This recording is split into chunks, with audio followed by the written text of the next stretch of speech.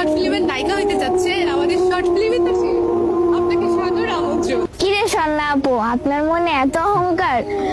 বিলাল ভাইয়া তো ভিডিও করার জন্য আমাকে নেওয়ার চাইছিল, কিন্তু আমি ছোট ভাইয়ার প্রার্থনের ভিডিও করতে পারবো না, এই জন্য আমি রাজি হই নাই, এই জন্য আপনাকে নিছি। আপনি এত অহংকার করতেছেন কেন?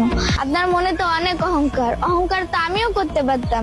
বিলাল ভাই আমাদের বাসায় আসছিল, কিন্তু আমি তো অহংকার করি নাই। কেউ বলতে পারবে না যে বিলাল ভাই আমাদের বাসায় এসেছিল বলে আমি অনেক অহংকার করেছি। ফিরে শান্তা, আমিও তো বিলাল ভাইয়ের সাথে তোমাদের বাড়িতে গেছিলাম, আমিও তো বেশি অহংকার করি নাই।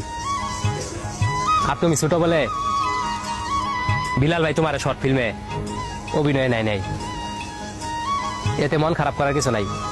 আমিও ছোট, তুমিও ছোট, দুইজনে মিলে একটা শর্ট ফিল্ম বানামু, ওইটার মধ্যে তোমার নায়িকার অভিনয় দিব।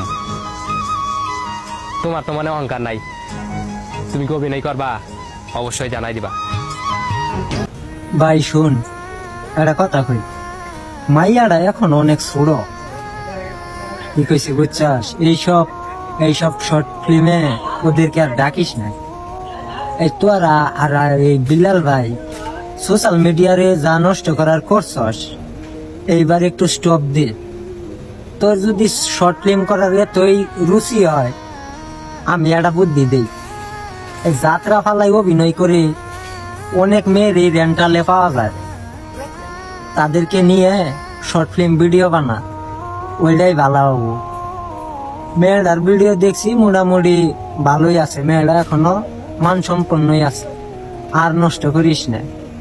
যদি তোদের বাজেট কম থাকে তাহলে অনেক সুন্দর সুন্দর হিজড়াও পাওয়া যায়, ওগুলা দিয়ে কাম চালাইনি। আশা করি বুঝতে পারছ।